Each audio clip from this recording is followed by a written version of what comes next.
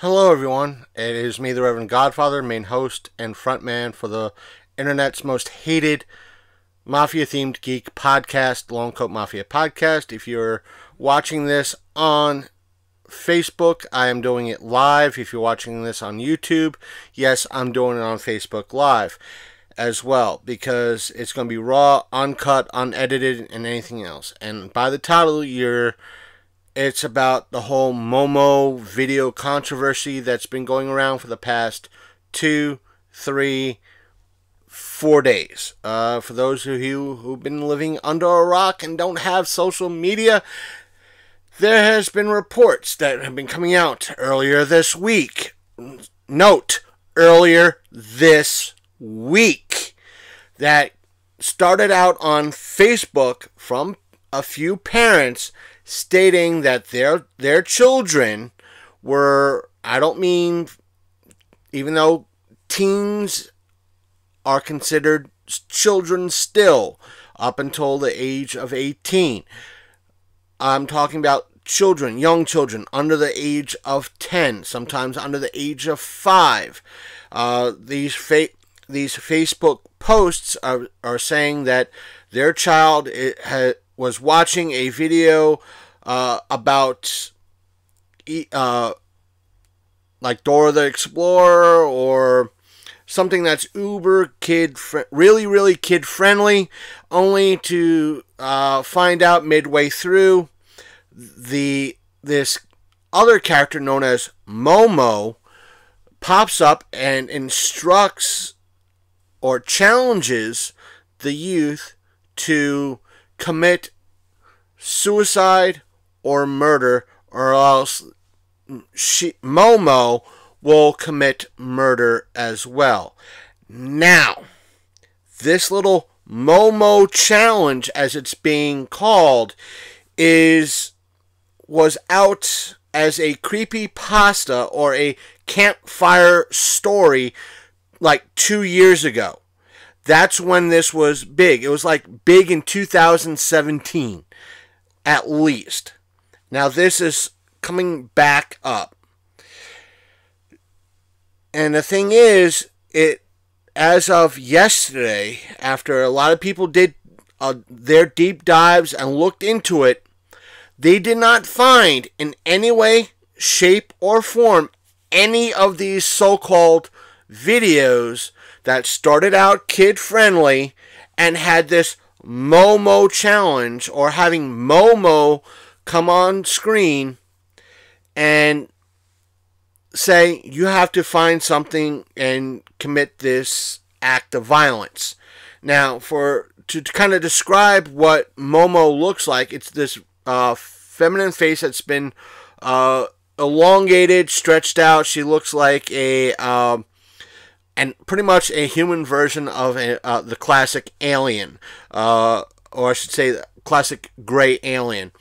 And a lot of you who were on Facebook have seen this meme, and it's been spreading around multiple times.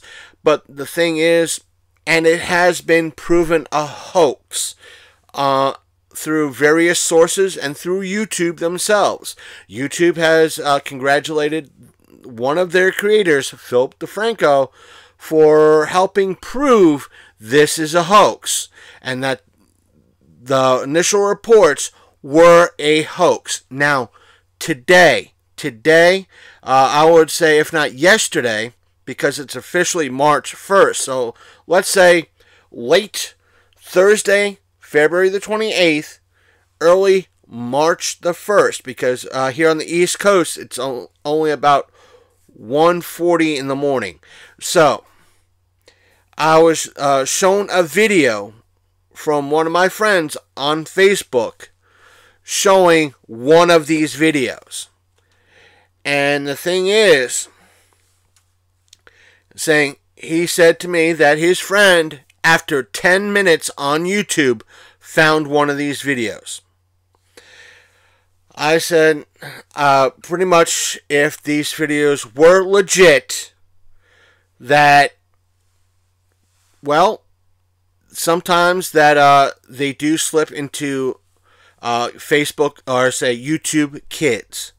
Now, He just shared a video with no link, no YouTube link to me on Facebook and shared it on his personal Facebook profile or his timeline with no YouTube link. I did ask him for a YouTube link as a citation, which he was more than happy to provide, and I do grant him that. And looking into this link and the video to make sure it actually did match, come to find out, the YouTube channel that is hosting this video only has 140 subscribers. That's right, 140 subscribers on their channel. Overall, a large, because she's in my Facebook Live chat. Hi, Jennifer. How's it going? We're talking about Momo and the controversy that is going on about it. To recap, just in case you're not really familiar about it, I'm sure you've seen a lot of the Facebook posts on your timeline about these videos. Now, I'm sure you saw my personal post on Facebook about this. The channel that has one of these so-called videos on it only has 140 subscribers on it. Granted, that does not mean much, but the video itself was posted up February the 27th, literally Wednesday. And because of that, my only thoughts in regards to that is that because this story, this video or type of video that is initially proven to be a hoax is now a thing, which means everybody and their uncle and aunt are looking for these videos. So what's happening? Everybody and their uncle on YouTube that knows how to simply edit videos together are making these videos and posting them up to YouTube. A lot of small creators are doing these simply to ride the algorithm wave, which means, hey, if I want a lot of views on my channel, guess what? I'm going to make one of these videos. And the channel in question has 2 other videos on it, both horror related. One is pretty much, oh, my apartment's haunted. And the other one is pretty much, I think, a creepy little story time. So guess what? They're trying to establish their channel as a scary channel. So they just want those views, those clicks, and hopefully gain a few more subscribers. That's all. If you find these videos now, that's all you're going to see is people trying to gain subscribers for this. And this video that I found when I tried to look that video up through my phone and subscribe, get the link to share it, come to find out you need to sign in to view it, because in order to view it, you have to be over 18, which means the video is age gated and restricted to those over 18, which means a 10-year-old is not going to watch it unless they're watching it on their parents' account. And for that matter, it's not going to be shown in YouTube Kids. I'm not here saying that you shouldn't. Yes, you should be more concerned, or should be concerned what your kids intake on a daily basis in regards to videos. Last year, I wouldn't say 2018, but this did happen in 2017, I'm willing to believe. It was dubbed Elsa Gate, which means there were a lot of videos on YouTube that had Elsa from Frozen, Disney princesses, and Spider-Man and Superman, and they acted out scenes that were very adult related, and because they had titles like Elsa and Spider-Man go on a date, these videos were easily got through the YouTube for Kids filters because of the thumbnails and the title. And come to find out, many folks were kind of disgusted that here were their kids were watching these cosplayers doing very adult things and sexual things on YouTube that their kids could easily access. Now, there's a YouTuber that is called Some Ordinary Gamers. He covered the Elsa Gate when it happened, and he was one of the few people that broke the story. And because of that, his channel got a community strike for, in essence, bullying. And all he did was report on this story and do a deep dive, kind of similar to what I'm doing. Now, let me just say, I will not include that video on my YouTube video because I do not want to be age gate, or nor do I want to push this type of video out there more than it already has. And granted, you could say I'm doing it now, but I'm not showing any of the videos, nor do I want to. And granted, yes, Jennifer, I did see the video. It is sick.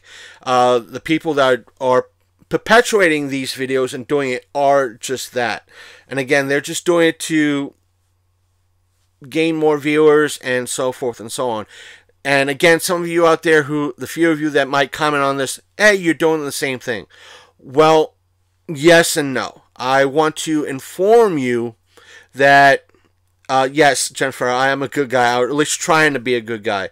I want to inform you that the videos that you're seeing now and finding now are just people riding the wave. They're not instructing people about it where many people are. And that's what I want to try to do.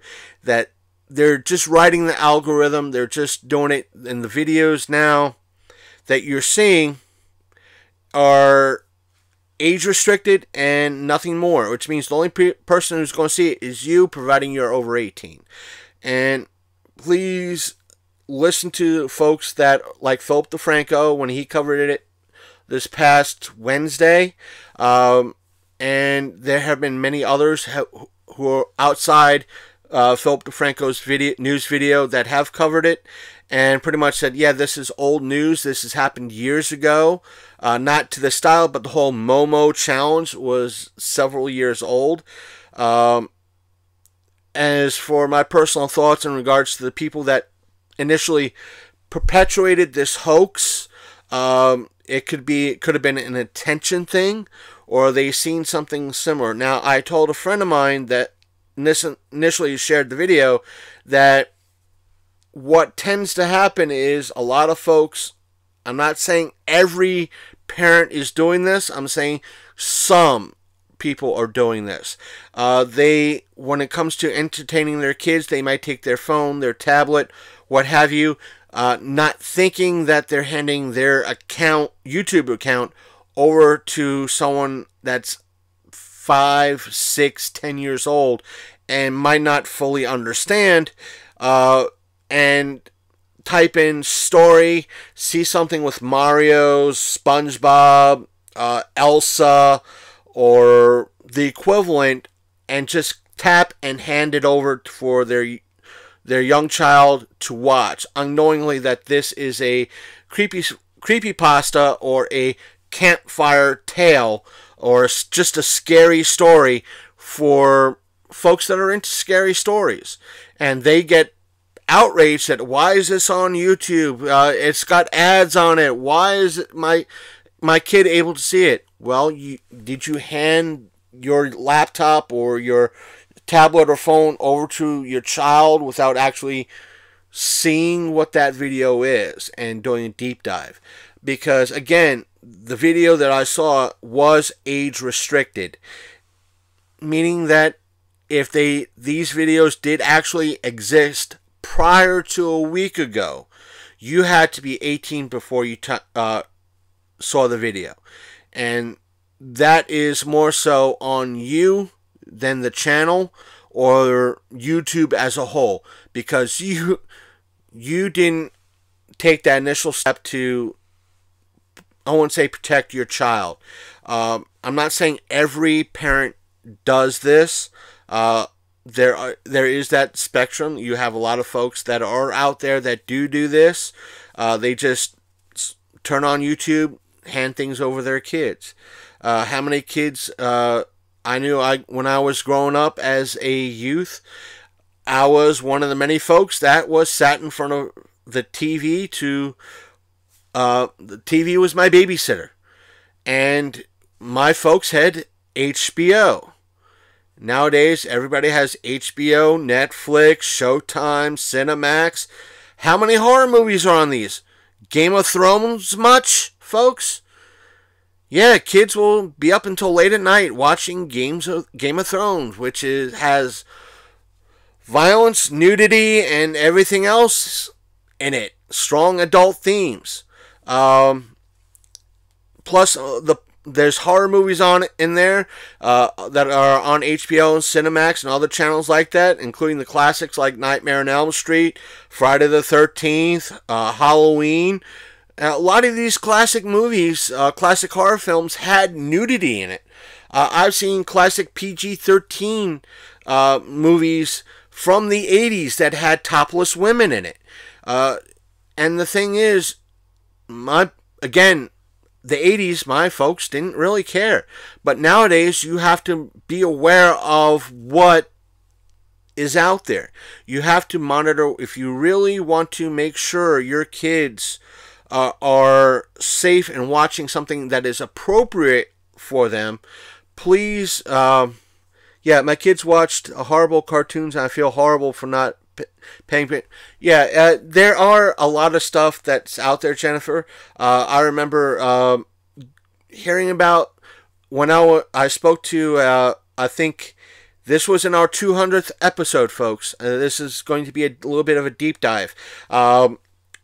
I spoke to Sasha, the Princess of Darkness, on our 200th episode, and we talked about anime. I told her that I remember when I was like 6 years old, getting up at like 6, 7 o'clock in the morning to sneak down to watch Evangelion, like this cartoon from Japan that was being aired on one of the channels where I was living at. And it was violent as all heck and everything else. And my parents didn't know. They just knew it was Saturday morning, 6 a.m. or 7 a.m. And the Godfather is, in essence, wandering downstairs to watch cartoons again. And he'll wander back up about 8 a.m. for his bowl of Captain Crunch and milk, and just wander back down and watch cartoons for the next few hours. And that's it. Nowadays, yes, you got to kind of vent more so of what your kids are watching. Granted, you might not want your kids watching Rick and Morty or South Park or at times Family Guy, if that, but you have to understand there are plenty of stuff that's out there that is still for kids, and please be aware of what your kids are watching, listening to out there. There are a lot of folks. That's a whole different rant, but we're talking about Momo and YouTube right now. Since a lot of the videos that are out there are about 15 to 20 minutes. A lot of stuff that is geared for kids are about a minute long because of their attention span is that short, or 2 minutes long because of their attention span. But I do recommend, because they're 2 minutes long, kids need to read and disconnect from social engineering. Jennifer, I'm going to agree with that. Kids need to read more. Does that mean that we need another Harry Potter type of series to come out? We need something new like Harry Potter or Harry Potter-esque type book to bring kids out from YouTube and read more. Granted, if they're mobile, there is more of Audible, which is strictly audiobooks, or they could download audiobooks to listen to on the go, or on car trips, because sometimes it's very hard to read in cars when you're a passenger. But But yeah, they have to read more. Oh no, bring back the classics that were banned. Uh, Elaborate. Are you talking about if you want? For those on YouTube, I am doing this on Facebook Live as well. Are you talking about like Mark Twain and books like from what he wrote, like uh, Tom Sawyer and stuff like that? Because yeah, you're right. They need to read classics like Tom Sawyer, and Moby Dick and White Fang. I loved White Fang. I need to read Moby Dick. I enjoyed what I read in. I think it was like a condensed version of Moby Dick in high school. I want to read the actual book. Folks out there, because it's on. I reviewed it for my show. I think a week or two ago, a couple episodes back. I did read Watership Down from Richard. The author is Richard Adams. It's a wonderful book. It's a book about talking rabbits, and it's not as it's almost as dark as the cartoons kind of portray it to be, but it's not as dark, and it's not as hard. Honestly, it's not a hard read. Read Lord of the Rings, and I read The Hobbit many years ago, but I couldn't get into Lord of the Rings, the Lord of the Rings trilogy. But read the Lord of the Rings. Go to the books. Go to the library. Find something. I wouldn't say relatively simple. To kind of quote, I want to give it to Stephen King. But sometimes an author finds you. Sometimes you find the author, meaning that sometimes you when you're looking for something to read, you find an author that just brings you in and makes you enjoy, and as Jennifer said, allow you to imagine and experience without angst. Yeah, that's one. Yeah, like that. And sometimes an author, in essence, an author finds you, meaning that somebody might loan you a book, whether it's Mark Twain, Richard Adams, or Jim Butcher, who is a some people might say he's a very lighthearted dime store novel type book, because what he writes is a kind of a sci-fi fantasy novels, and their mysteries, and the main character is a wizard, and he saw in modern stuff. But it's a fun read. It's an easy read. It gets you into it. It's a lot of pop culture references in it, and sometimes somebody is like says, "Here, read this book from Jim Butcher. I think you'll interested. You're a sci-fi person," and therefore the author finds you if you really enjoy the book. But I know my late aunt got me into Stephen King, so therefore Stephen King found me. I don't care who knows that, but it's that, and you have to. Folks, with that, you could find you could have a Kindle app on your phone or your tablet, or you could pick up a Kindle Fire like through Amazon. They're relatively cheap enough. They're like $40 when they were used to be like $150. And you could get hundreds of books online, both legitimately. I do recommend do not speak to Uncle Tony and get them off the back of a truck, if you will. Get them legally. Support the authors, especially local authors, if they have an ebook. Read. There are plenty of local authors out there too that you can get books cheap enough. And speaking of that, I know funds are tight for a lot of people. Yard sales and libraries sell books. Literally, you can find a great author or decent author for as little as $1. $1. When I was a teen, hungry for books, hungry to read, went to yard sales, found authors that I wanted to actually read, because I remember seeing, you use the reference Clan of the Cave Bear. I remember seeing that movie as a kid. I wanted to read it as a book, because I kept seeing based on the book, and I found the book for $0.25 at a yard sale. Granted, I didn't like the sequels that the author wrote, but I did enjoy the original book. But back to the Momo challenge. I got off topic. I am sorry, folks.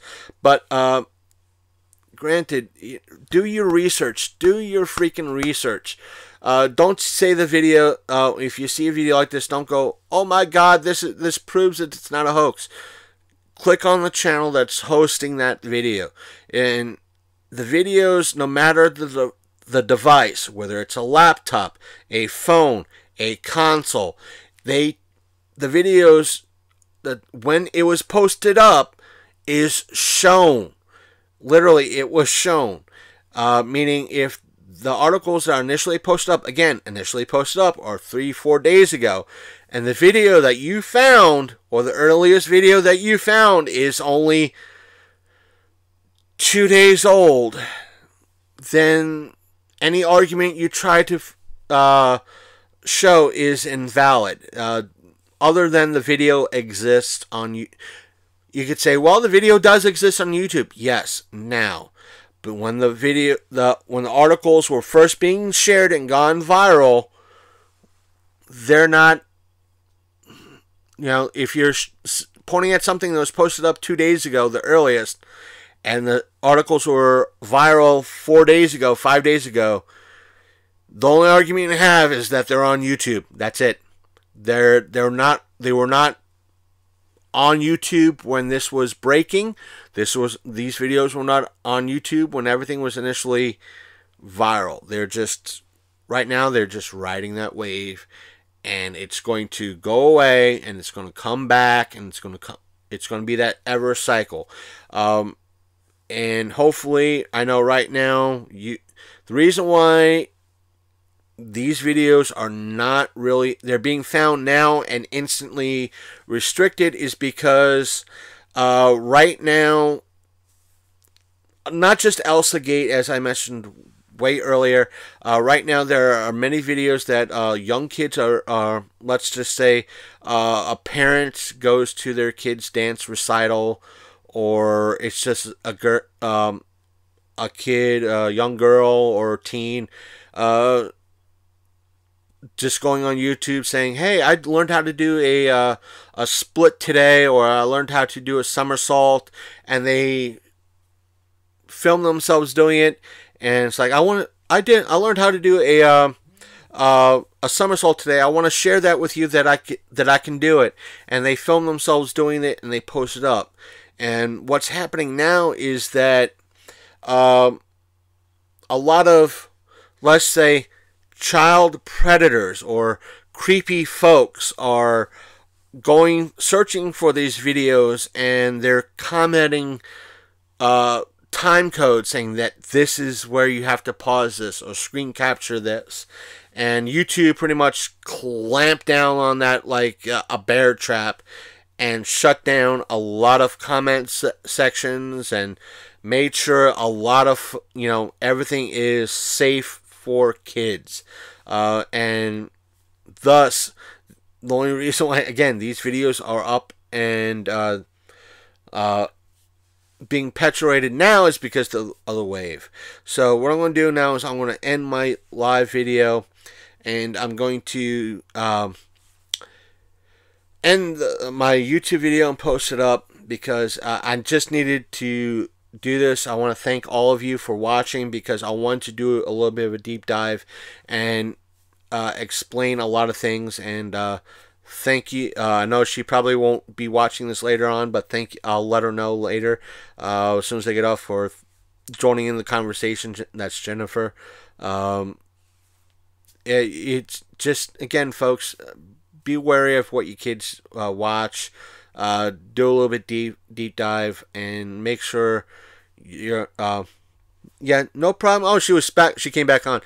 Thank you for joining the conversation, Jennifer. You helped way more than I expected. So again, thank you. So I'm going to close this out. I'm going to post this up to our YouTube channel, and who knows? Again, for those of you watching on YouTube and want to check out our audio podcasts, links will be in the description. and just stay tuned for more videos. Thank you. Bye.